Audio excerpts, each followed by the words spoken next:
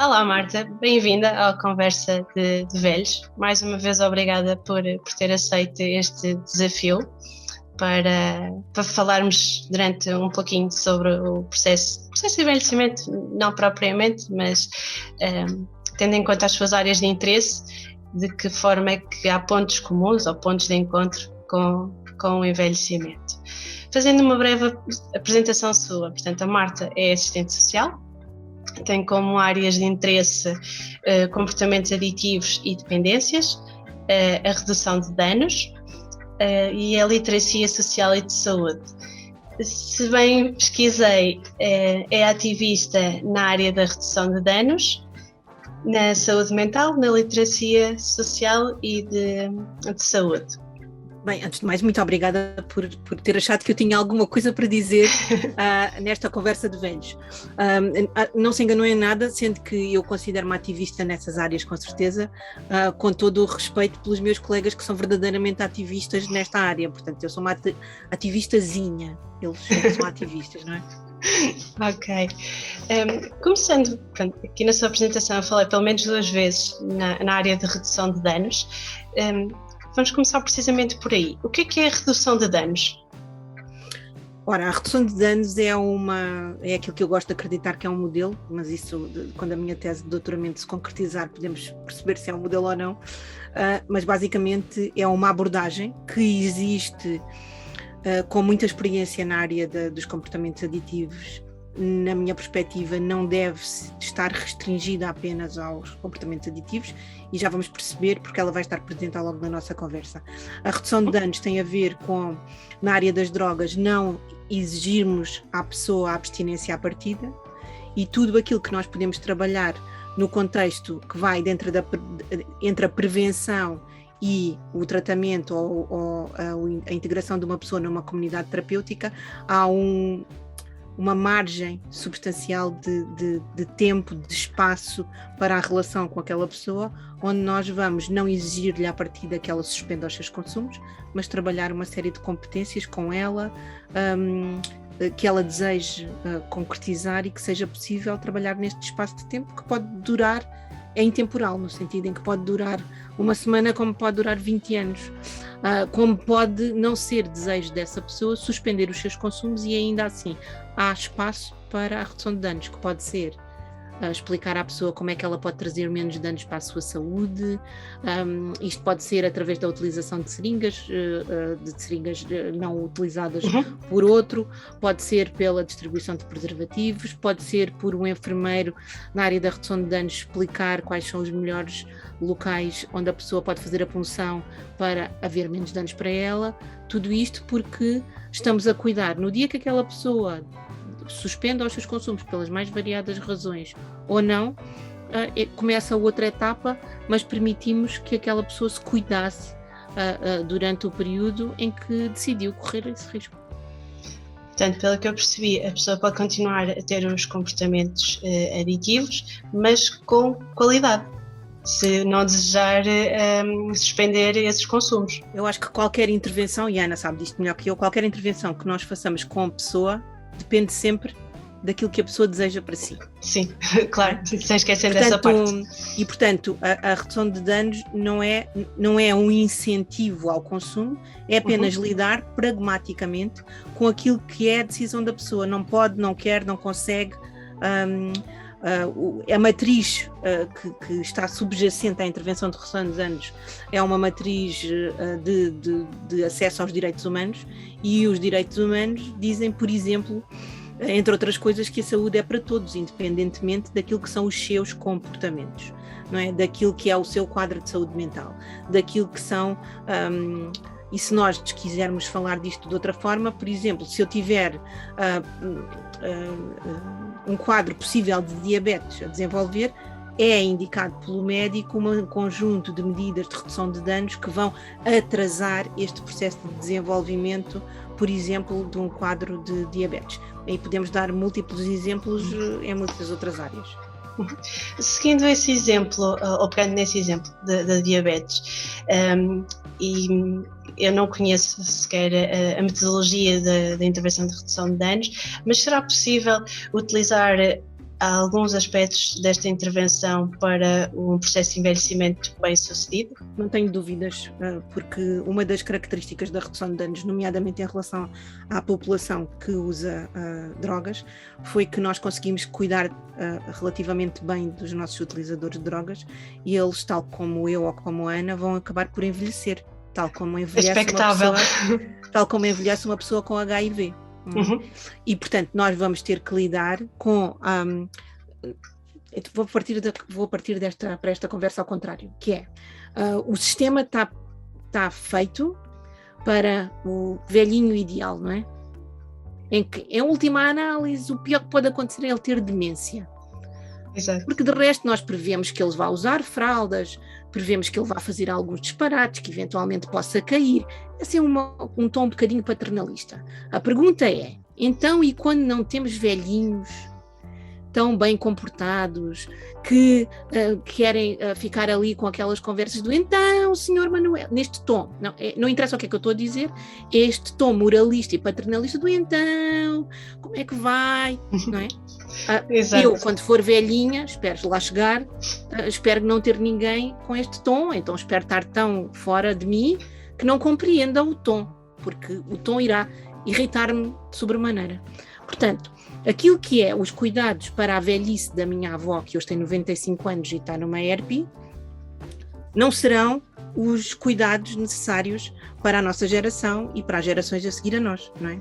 Claro. Serão para alguns, não serão para outros. Portanto, aquilo que tem que acontecer é uma plasticidade das instituições para acolher, como eu costumo dizer, nós não precisamos de novas estruturas, nós precisamos de estruturas menos preconceituosas, de estruturas mais plásticas e de equipas, bem posicionadas e bem formadas para a diversidade, para aquilo que vamos ser todos nós quando formos velhinhos. Todos nós, se formos velhinhos e viciados em sexo, como é que vamos gerir isto? Se formos velhinhos e viciados em raspadinhas, como é que vamos viver isto? Se formos velhinhos que gostamos muito de ir ao café, estar com os nossos amigos e beber aguardente, como é que fazemos isto? Não é como é que vamos fazer, sim, é como é que fazemos, não é?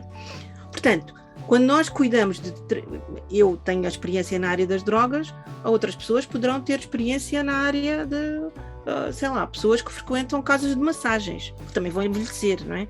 Pessoas com uma multiplicidade de características, porque isso tem a ver com o trabalho com pessoas. E, portanto, se eu à partida vou dizer, para tu vires para esta casa onde vais viver até ao fim dos teus dias, tens que te comportar como a casa quer que tu te comportes, não é? E a redução de danos permite à partida que, quando nós damos formação às nossas equipas num modelo de intervenção de redução de danos, que é de desconstrução de tudo isto, não é? De desconstrução daquilo que são os nossos preconceitos, que todos temos. Esse é o ponto de partida para esta conversa. Todos nós temos preconceitos sobre como é que vamos envelhecer, como é que os outros envelhecem, como é que nós queremos que os nossos pais envelheçam, como é que queremos que os pais dos outros envelheçam. Portanto, é toda esta construção que precisa de ser terraplanada para pensar de novo, porque vão continuar a haver envelhecimento que vai gostar de ver o programa da manhã, e vai haver envelhecimento que se calhar podia morar dentro de uma universidade da terceira idade, porque o que gosta é de saber outras coisas, de ver outras coisas. Vai haver envelhecimento que se quer dentro das suas casas. Vai haver vários tipos de envelhecimento, porque, e ainda bem, nós somos todos diferentes, e essa é uma coisa extraordinária, não é? Não é um problema, é uma vantagem, é um desafio para as equipas, porque se eu dentro da casa que estou a coordenar, que pode ser uma ERP, eu tiver alguém que tem comportamentos, que é alcoólico, eu vou ter que ter atenção e saber determinadas coisas. Portanto, mais do que nunca, as equipas que trabalham na área do envelhecimento têm que ser verdadeiramente multidisciplinares, verdadeiramente plásticas e verdadeiramente disponíveis, e fazer uma desconstrução inicial daquilo que são os nossos preconceitos quanto às pessoas. Nem sequer é contra o envelhecimento, é com as pessoas. Sim, sem dúvida, concordo plenamente com tudo o que disse. Aliás, eu sendo gerontóloga, para nós é impensável trabalhar em equipas que não multidisciplinares e interdisciplinares, porque não conseguimos trabalhar de outra forma, precisamos do contributo de todos, precisamos do contributo da equipa clínica, médica, enfermeiro, fisioterapeuta, terapeuta da fala, da área social, assistente social, da área da animação, portanto precisamos de todos e mais uns, que são todos bem-vindos, e só assim é que e são poucos, são poucos, exato, e com a pessoa sempre no centro da intervenção, nunca, sempre com ela e não por ela. Pelo menos este é o meu lema de trabalho. Às vezes não é fácil, porque acho que as equipas ainda não estão multidisciplinares. Aliás, as equipas estão, as pessoas é que não estão com o chip do multidisciplinar, ainda estão muito fechadas em cada uma das suas áreas. Mas espero que a curto prazo comece a mudar tudo isto. Vai ser um desafio desde logo em relação, por exemplo, às questões da sexualidade, às questões da comunidade LGBTI. Exatamente. A questão é, vamos criar estruturas, todas elas fechadas sobre a minha condição, para que eu me sinta protegida e junto dos meus, não é? Exato. Não vai chegar o dinheiro, não vão chegar as estruturas, não vai haver dinheiro para pagar a todas estas equipas multidisciplinares. Não, porque depois tínhamos que criar uma estrutura, por exemplo, só para pessoas com demência, uma estrutura só para pessoas com diabetes, uma estrutura só para pessoas com problemas cardíacos, quer dizer, mas depois há uma pessoa que pode ter diabetes, problemas cardíacos e demência. Então, e onde é que a pomos? Vamos ter que criar uma quarta estrutura para essas 4 patologias? Sim, que isso não existe, não é? É aquilo que... Não faz sentido. Costumo dizer que isso que é o modelo da matriosca, não é? Que é, nós criamos uma estrutura para a matriosca que nós vemos, não é? A boneca no seu todo. Mas se nós começarmos, se nós destaparmos todas as camadas, nós vamos ver que ela é uma complexidade de pessoas dentro dela, e não vai haver nunca nenhuma estrutura que, das duas uma, ou só vê a matriosca por fora e ignora as camadas, que é provavelmente aquilo que acontece nos dias de hoje, não é? Nós temos, ou é conhecedora das possíveis camadas, todas elas diferentes, não é? Eu posso ter tido uma experiência de racismo porque se for negra, eu posso ser homossexual, eu posso ser trans, eu posso ser isto tudo e ser utilizadora de drogas, e portanto se eu for negra, trans, mulher e utilizadora de drogas, ou viver com 2 mulheres, tudo isto, não vai haver estrutura que valha a esta complexidade. Esta complexidade, ao contrário, só nos traz riqueza, porque isto é a sociedade, nós somos todos e todos vamos envelhecer um dia, não é? É hoje grandes vantagens da medicina, e o grande desafio dos gerontólogos e de todas as pessoas e personagens que habitam esta parte da nossa idade, não é? Que é como é que nós vamos lidar, que é vamos ignorar que isto existe, vamos ser preconceituosos e sectários em relação àquilo que vai ser a diversidade que já existe. Não faz muito sentido, não é? Sim. Portanto, mais vale um olhar pragmático de como é que nós vamos lidar com isto tudo. Até porque se não tivermos esse olhar pragmático, vamos ser preconceituosos com nós mesmos. Sim. Porque, como temos vindo a dizer, nós vamos envelhecer, cada um tem a sua experiência, a sua bagagem, portanto vamos juntando camadas às matrioscas que refere. Falou na comunidade LGBT e também nos consumidores de drogas. Fala-se em envelhecimento nestas comunidades, portanto, o envelhecimento da comunidade LGBT. O que é que a investigação tem falado sobre isso? Portanto, o que é que as academias têm falado? Eu acho que as academias falam um pouco sobre isto, não é? Eu acho que este desafio se sente já no terreno. Quanto à comunidade LGBTI, eu não posso falar em detalhe porque conheço poucos estudos, mas o que eu sei é que existe esta necessidade, tanto da comunidade em si ter espaços que também sejam espaços protegidos, porque muitas vezes nós sabemos que os espaços não são cuidadores desta camada da matriosca, que também sou eu, não é? Por exemplo. E portanto esses espaços, se eu sinto que eu vou para um espaço em que, quando eu vou para uma ERP ou quando eu envelheço em casa sozinho, eu estou mais ou menos despida, não é? no sentido em que estou eventualmente mais vulnerável, porque estou mais sozinha, porque os meus amigos acabam por morrer, por todas estas questões são questões que nos vão despindo, não é? E que nos vão fazer sentir mais desprotegidos. E, portanto, eu acho que isso é uma grande preocupação da comunidade LGBTI, e tem havido já, do que eu sei por companheiros de ativismo, algumas tentativas até de pensar estruturas de acolhimento para pessoas idosas dentro da própria comunidade, para que elas se sintam livres de viver aquilo que é o seu género, a sua participação cívica, política, social, mas também aquilo que eles são nas suas escolhas amorosas de parceiros e parceiras, na sua diversidade. E, portanto, eu sei que isso é uma preocupação dentro da comunidade, porque nós vamos envelhecer e porque sentimos que, eventualmente, as estruturas não nos respeitam nestas camadas que nós todos temos. Relativamente às pessoas que usam drogas, existem estudos. Existe o último estudo europeu, tem cerca de 5 anos, e remete-nos para o facto de ser considerada uma pessoa idosa, velha, não sei muito bem a terminologia a utilizar, mas que está já nesta bolsa do envelhecimento a partir dos 40 anos. Porquê? Porque se eu tive múltiplos acontecimentos na minha vida que me foram desgastando o meu corpo, a minha psique, tudo mais, então eu vou envelhecer mais rapidamente.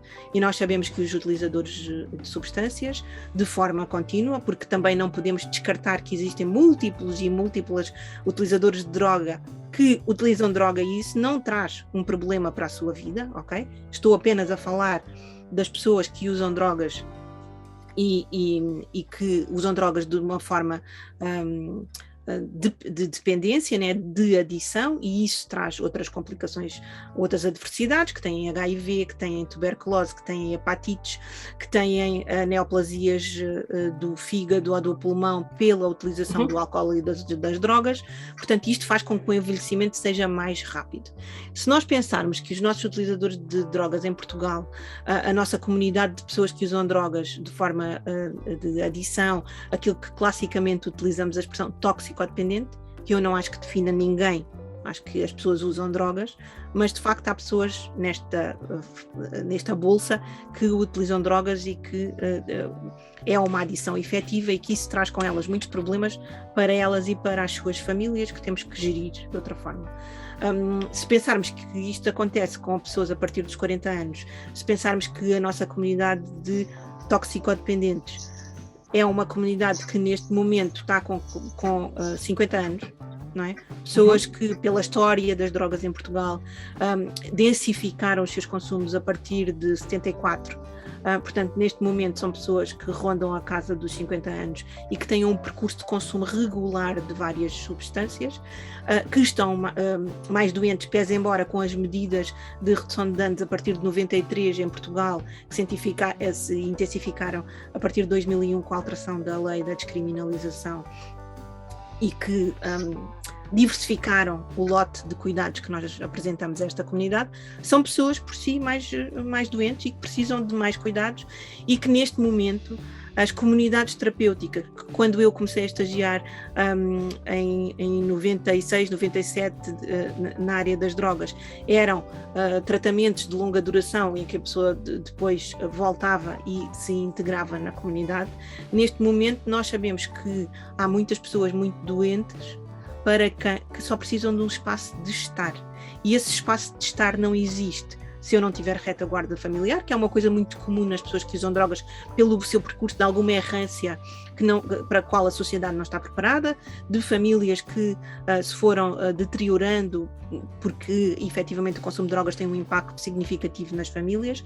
Se nós pensarmos que neste momento essas pessoas ocupam as comunidades terapêuticas de uma forma mais permanente, ou seja, como não há outro local para estas pessoas estarem, e estas pessoas precisam de um espaço de estar. Se não têm casa, se não têm suporte familiar, se dificilmente, e este é um assunto que é preciso falar dele, se vão reintegrar, não há reinserção sabemos nós, para pessoas com um percurso de alguma errância, o mercado de trabalho que acolha pessoas com baixa escolaridade, que tenham um percurso de muito fragmentado em termos de emprego, e portanto há pessoas com, neste momento, 50, 60 anos, 70 anos, que têm o passado regular de consumo de drogas, para que não vamos ter a reinserção como nós a pensamos única e exclusivamente por parte do trabalho.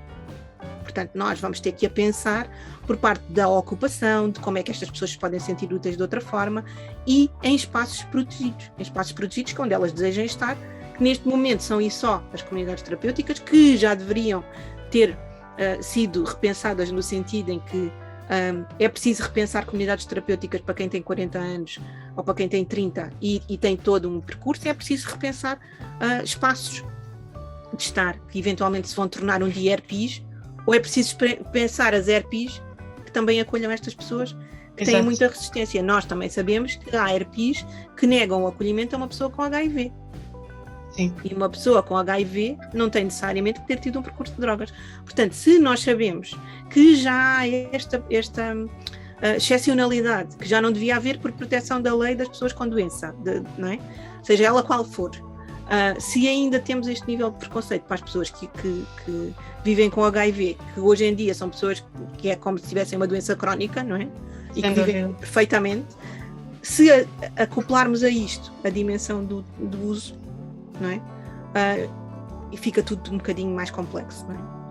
Sim, acho que temos que criar espaços, assim como a conversa de velhos, onde se discutir no sentido de reflexão. Precisamente como é que vamos resolver a situação, quer dizer, vamos criar ERPs adaptáveis plásticas para onde todas as pessoas se sintam confortáveis, ou vamos criar comunidades terapêuticas que também estejam preparadas para pessoas mais velhas. Ou são ERPs terapêuticas. Ou ERPs terapêuticas, pronto, lá está. Não é? Então, um casamento entre a estrutura de pertença, que passa a ser a minha casa, não é? Mas que tenha uma dimensão terapêutica. E quem fala de comunidades, destas estruturas para pessoas que usam droga, também fala para pessoas com questões de saúde mental, porque não é só a demência, há pessoas que vivem uma vida inteira com este peso de terem uma doença mental. É um ónus de preconceito, de vivências difíceis. Há pessoas que, pelo seu percurso, há pessoas que, por serem portadoras de doença mental, usam drogas para aliviar o desprazer do que é ter uma questão de saúde mental. Portanto, há uma multiplicidade, e por isso é preciso trazer, que é uma discussão que eu já acho que devia haver nas ERPs há muito, porque nós somos um país onde o consumo de álcool, que é talvez a substância mais perigosa e mais danosa que nós temos no mundo, como é que nós estamos, e há de certeza muito mais pessoas a utilizarem álcool do que a utilizarem drogas, seja ela de forma recreativa ou não.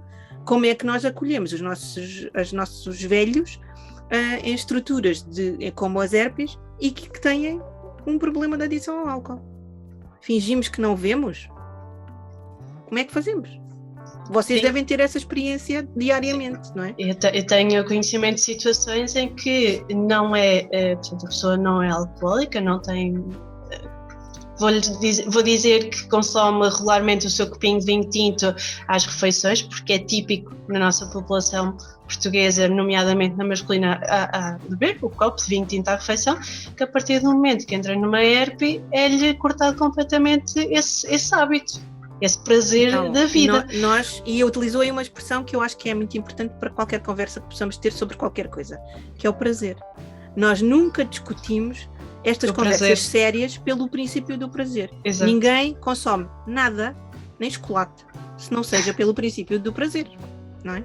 Sim. Portanto, se nós coartamos o princípio do prazer a qualquer um de nós, na maior das diversidades sobre o prazer, e o prazer aos mais diversos níveis que possamos imaginar, porque é que só porque tenho que entrar naquela casa, porque já tenho um problema de locomoção e posso cair, são-me negados todos os prazeres.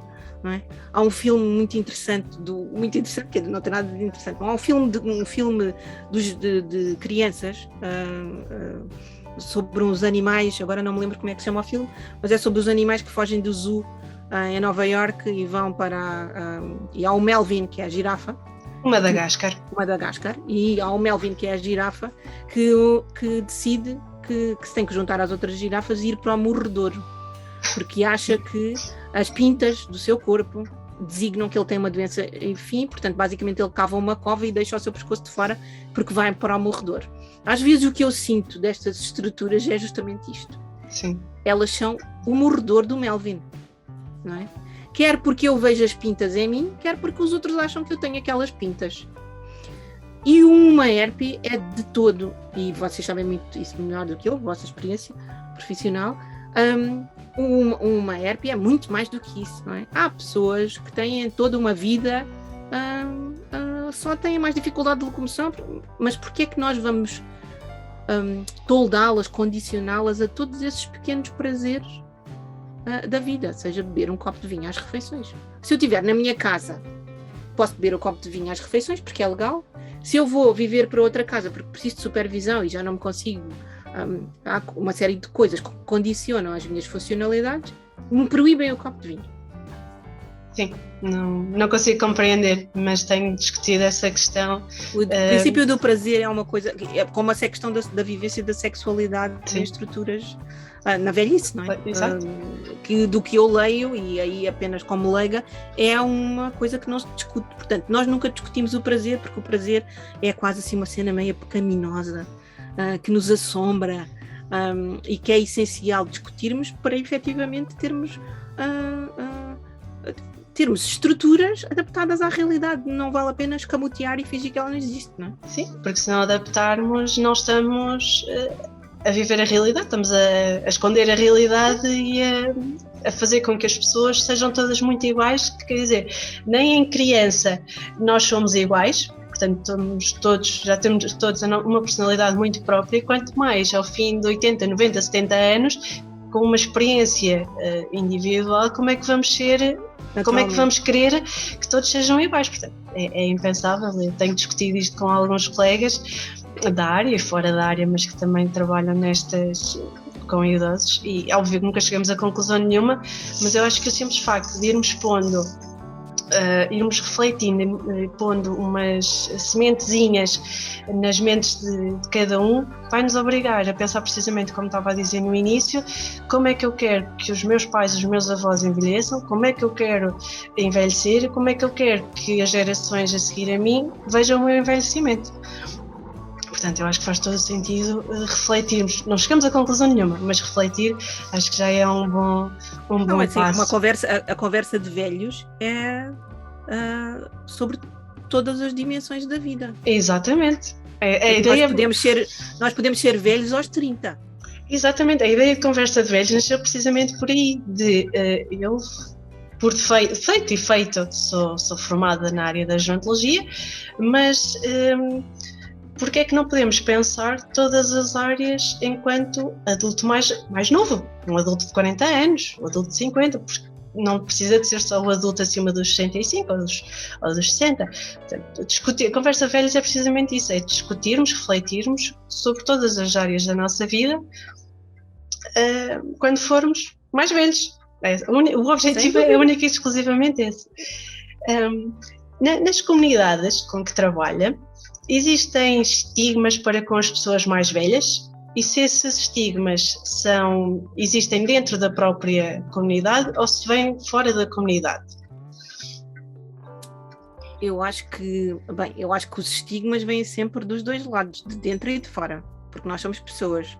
E voltando ao que disse no princípio, o preconceito, o estigma é alguma coisa que nós temos que reconhecer que existe dentro de nós. E, portanto, existe dentro e fora da comunidade, seja ela a comunidade qual for. Exato. Pronto. Em relação aos velhos,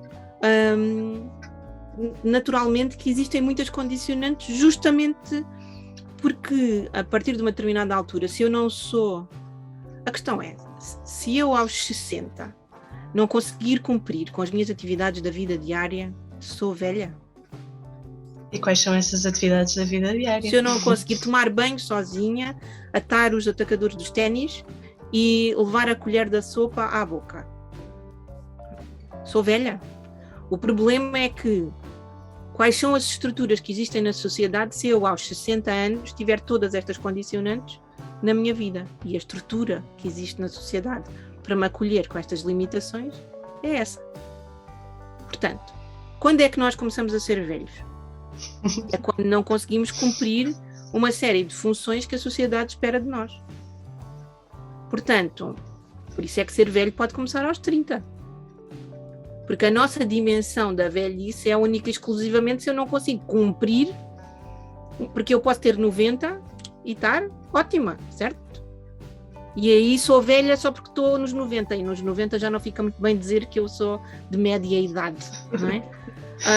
Portanto, esta discussão é uma discussão mais profunda. É óbvio que há muitas dificuldades em se eu for velho e se eu tiver 80 anos e tiver um percurso de utilização de drogas durante toda a minha vida, eu não vou conseguir uma ERP que me acolha.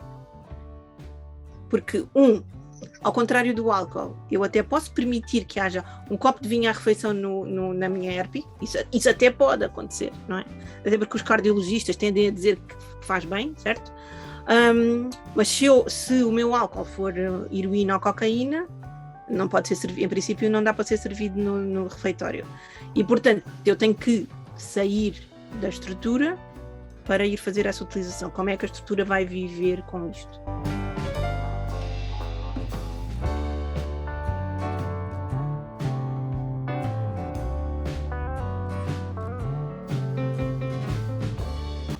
Depois, quando eu estou muito próximo de morrer, como é que as pessoas têm a coragem de dizer que eu não posso sair para fumar AX? Se isso me tranquiliza, se isso é uma coisa que é um pouco prazer que eu tenho, se eu sei que eu já tenho muito pouco tempo de vida. Como é que eu vou gerir o paliativo? Como é que eu vou gerir aquilo que eu sempre fiz e que me dizem não, porque agora que tu já não te consegues manter em pé e vais morrer, então já não dá, não é?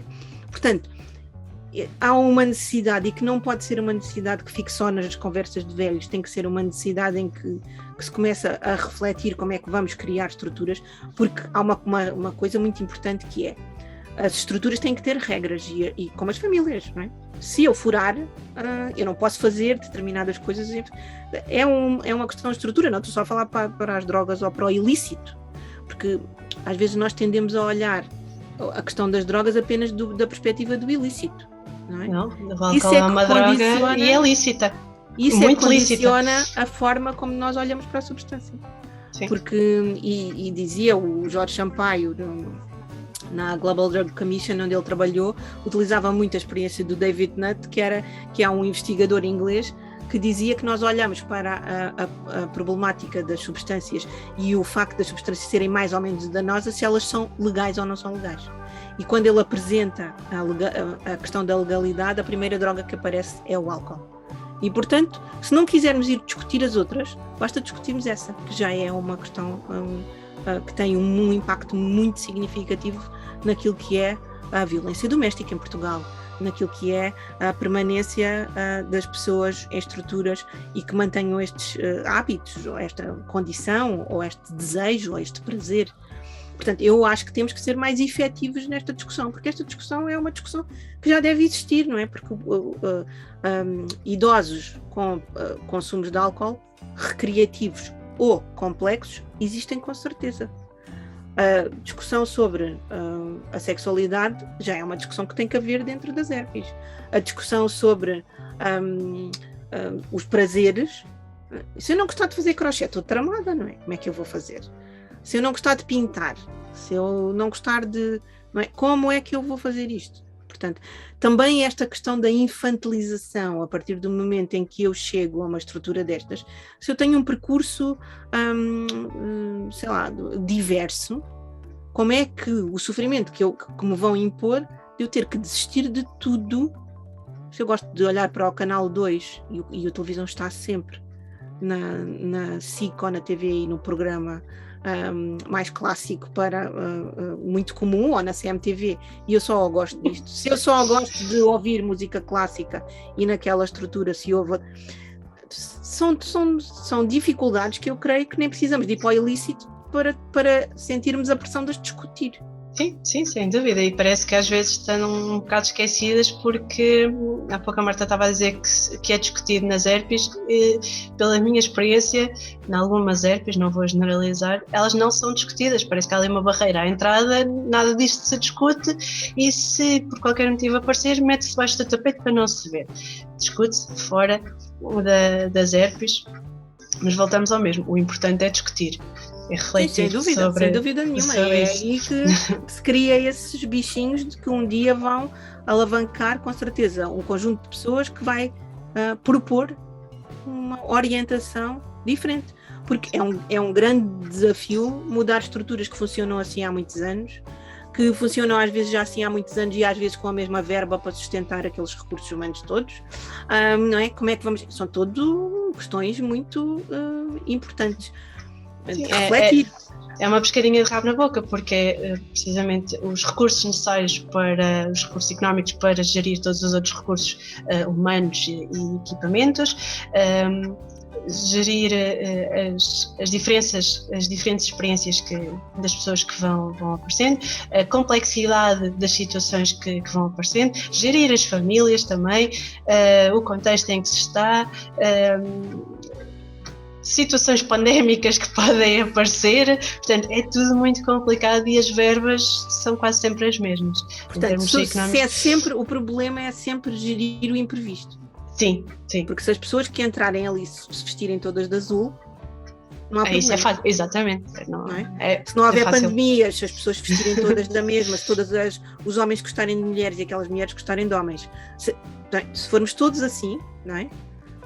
Quase fardados, não é? No sentido simbólico, todos iguais, não há dificuldades. O problema é que a sociedade nunca foi assim e tende a cada vez mais ser muito mais colorida, ser muito mais diversa e, portanto, as estruturas ainda têm tempo de pensar.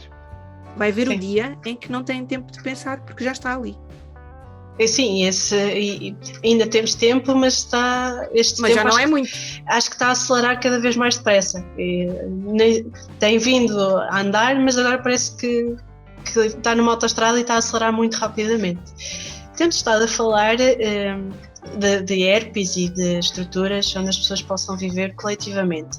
Mas vamos passar agora, por exemplo, para as pessoas viverem em casa e sozinhas. Já se cruzou na sua prática profissional com a solidão das pessoas? Sim, eu acho que a minha prática profissional tem vindo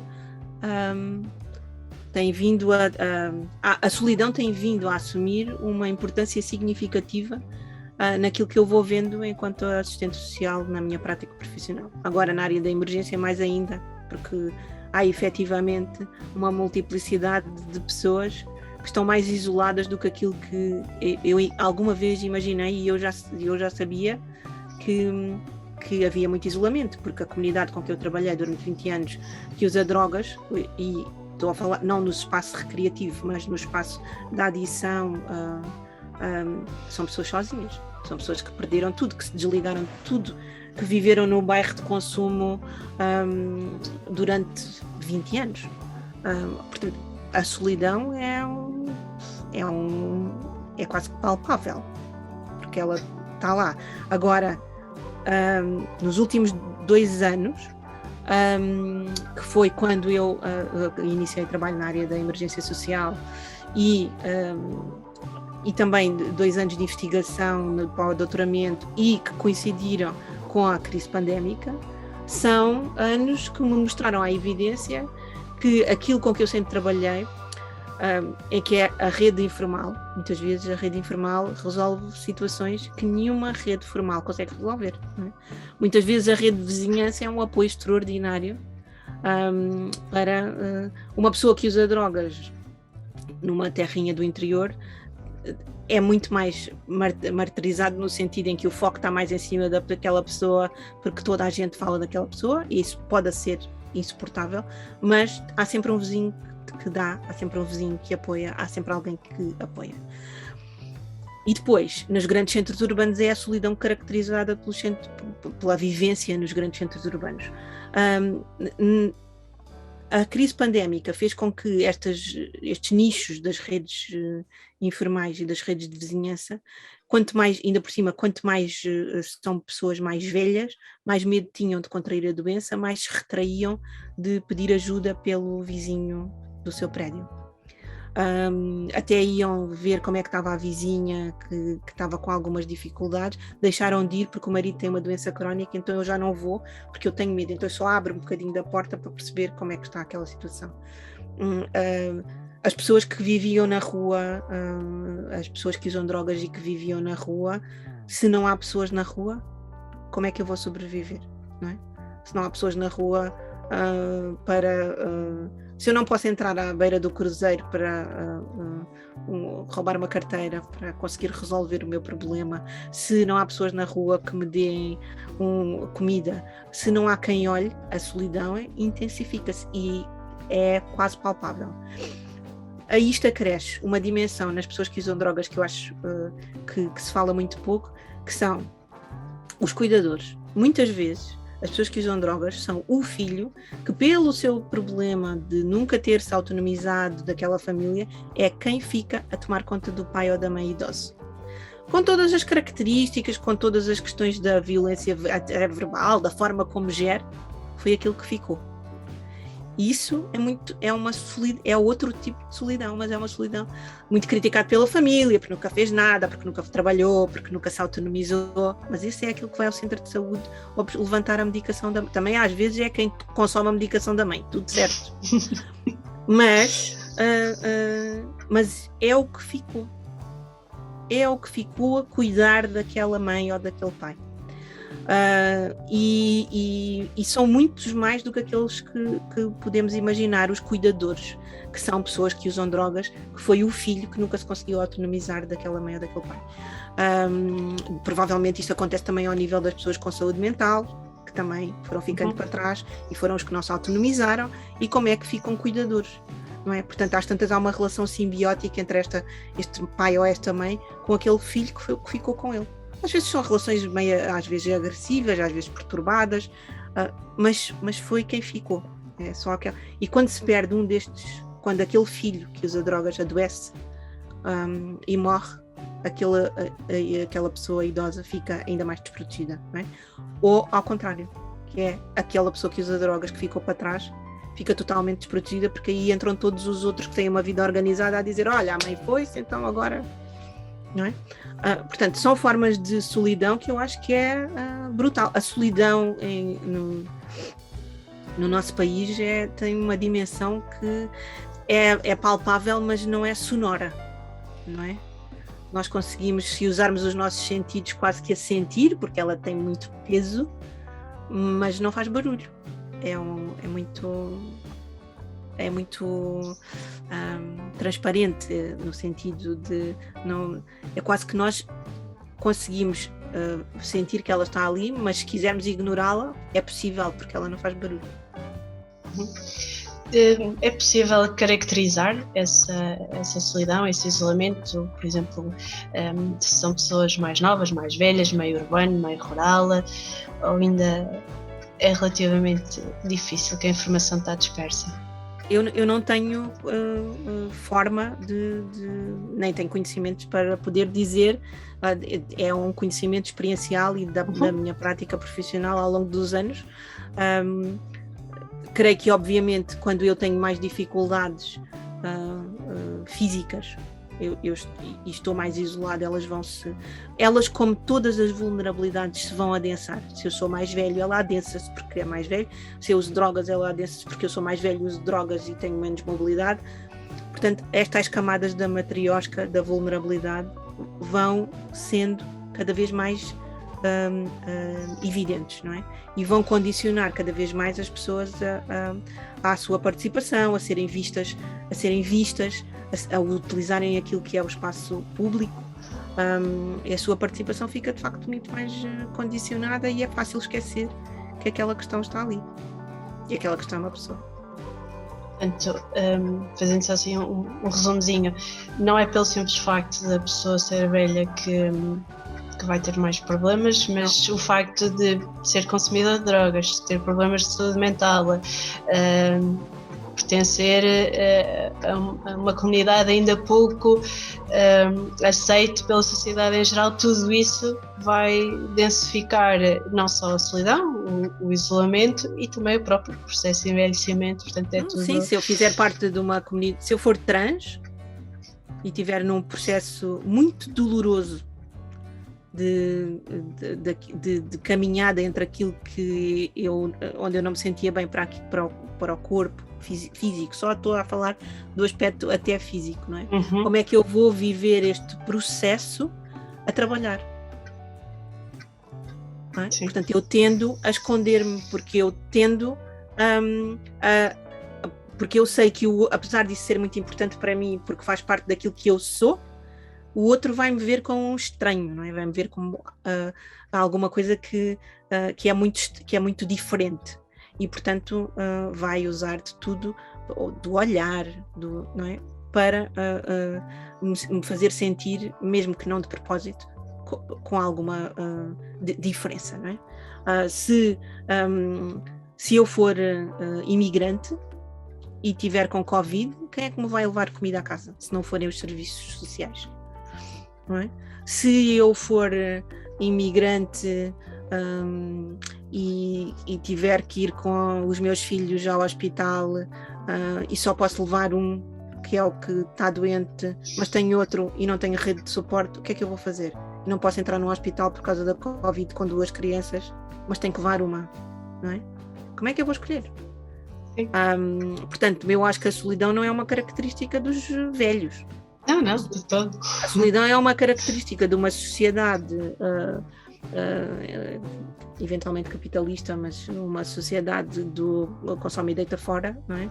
Muito fáceis leituras, não é? Está sozinho porque quer, não faz porque não quer, é toxicodependente, não teve força de vontade porque o irmão também foi e deixou. São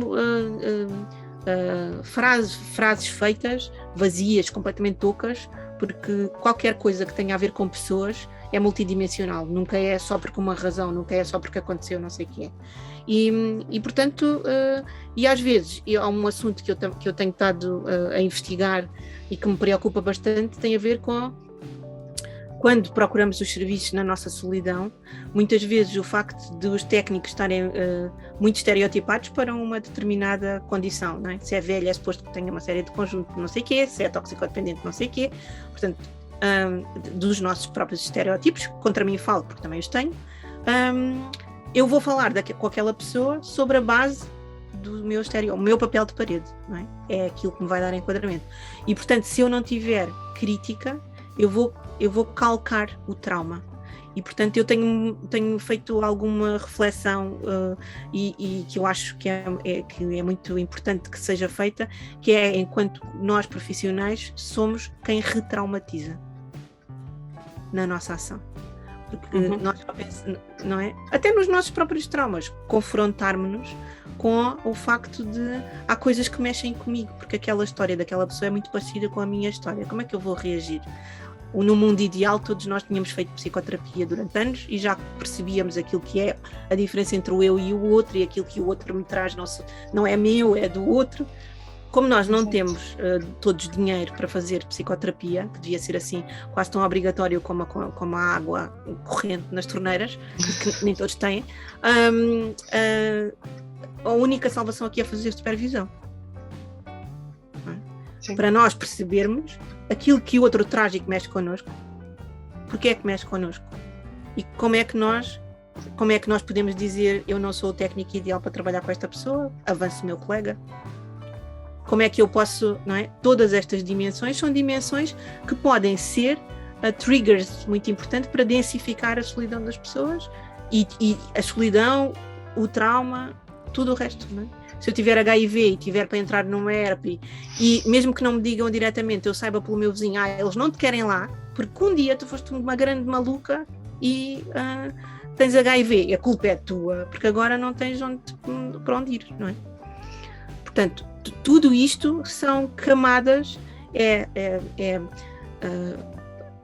densificar, nós já temos, não é? A nossa matriosca e as nossas camadas, mas a sociedade consegue pô-las ainda mais apertadinhas calcando aquilo que são os nossos traumas. E os profissionais também fazem isso. E às vezes de uma forma extremamente injusta. Sim. Sim. Mudando radicalmente não, mudando um bocadinho só, também uma das suas áreas de interesse é a literacia social e de saúde, e que criou o projeto de literacia social Direitos de Bolso. Pode-nos falar um pouco sobre esse Direitos de Bolso? Bem, para já é altamente injusto que eu fale dos direitos de bolso sem estar aqui a minha sócia, a Luísa Salazar, que é a minha companheira nessa jornada. O que nós achamos foi que que não existe só literacia saúde, que é aquela dimensão da literacia que nós reconhecemos mais, embora implementemos pouco e que é tão essencial aos dias que correm, não é? Existe a urgência de uma literacia em saúde, ou seja, existe a urgência de simplificar e clarificar acessibilidades àquilo que é a nossa condição de cidadão no Estado Social.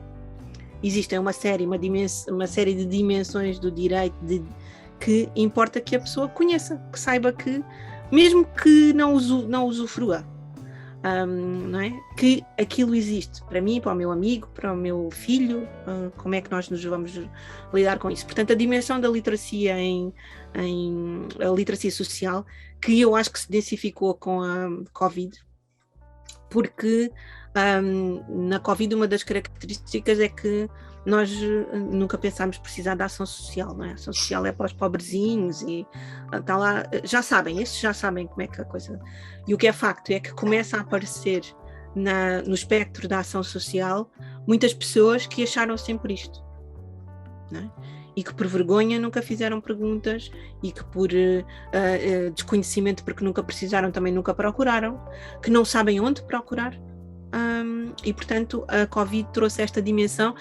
Por um lado é uma dimensão muito importante porque valorizou extraordinariamente a importância do Estado Social, das políticas públicas, e isso é alguma coisa que rapidamente eu receio que nós nos vamos esquecer, mas que devia ter sido uma aprendizagem quase tatuada na nossa pele, que é a importância que teve o Estado Social na sobrevivência à crise pandémica, e portanto a literacia social, o que ambas decidimos fazer com este projeto foi justamente simplificar, tornar aquilo que às vezes é uma linguagem de técnico para técnico mais acessível, e de vez em quando ir fazendo uns posts no Instagram e no Facebook, simplificando acessos, como é que é se eu perder uma casa, onde é que eu posso ir, onde é que eu posso recorrer, quais são as redes de apoio, as linhas telefónicas de apoio na área da saúde mental a que eu posso recorrer, porque este regresso ao trabalho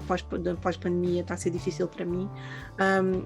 São tudo conhecimentos, nós todos descontamos para que isto aconteça, mas grande parte de nós desconhece para onde é que vão os nossos impostos, e os nossos impostos vão muito para a ação social.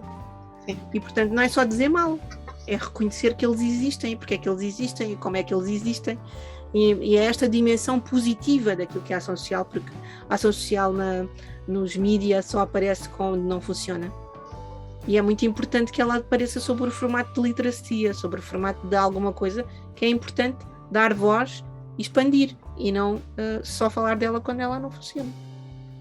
Concordo. Para terminar, últimas 3 perguntas. 2, na verdade. Se envelhecer mete medo, e como é que gostaria de ver a sociedade quando tivesse 80 anos? Acho que envelhecer não mete medo. Perder capacidades mete medo, que é outra coisa. Porque isso não acontece só aos 80, pode acontecer aos 30. Felizmente nós não pensamos nisso. Ainda bem, não é? Porque senão andávamos todos aqui a mortificar-nos. Mas perder capacidades físicas, cognitivas, isso mete medo, mas isso não é uma coisa dos velhos, não é? Isso é uma coisa da sociedade, não é? Pronto. É uma coisa que nos pode acontecer a qualquer altura da nossa vida. Portanto, envelhecer não me mete medo, perder as minhas capacidades mete-me muito medo. Como é que eu gostaria que fosse? Eu costumo dizer aos meus amigos homossexuais que querem muito criar um lar para à comunidade LGBTI e eu digo, então eu agora que não faço parte da comunidade LGBTI, como é que eu vou lá morrer convosco? Como é que eu vou lá ficar convosco, não é? Porque se calhar eu até achava muito mais divertido ficar lá convosco e passar o resto dos meus dias convosco do que num outro mais clássico e cinzentão daquilo que nós imaginamos. Portanto, quando eu for velha, se eu chegar velha a viver em comunidade, acho que nós vivemos pouco, não é? Só pensamos em voltar a viver em comunidade como somos velhos. Isto é um bocadinho estranho, não é? Porque nós podemos decidir ir todos viver para o mesmo prédio, não é? Um grupo de amigos viver para o mesmo prédio, não é? Portanto, porque é que eu gostava que as estruturas se tornassem mais isto, não é? Que é, eu gostava que as pessoas fossem aprendendo a viver em comunidade enquanto estão no seu pleno juízo, nas suas plenas capacidades e que fossem aprendendo a viver em comunidade para que todos nós, quando tivermos que chegar em última análise a viver numa comunidade, já estejamos muito mais aculturados àquilo que é viver numa comunidade com todas as suas diferenças. E que as diferenças são coisas extraordinárias. Agora, eu posso não suportar a música que o outro ouve e ele ser exatamente igual a mim, ok? Mas isso também acontece nas relações amorosas, não é? O Rui Veloso é que dizia que não podemos ficar com alguém que não ouve a nossa canção. Eu acho que isto aplica-se a quase tudo, não é? Não poder ficar, mas temos é que saber que temos que ceder, às vezes temos que ouvir a música daquela pessoa. Portanto, eu espero que quando eu ficar...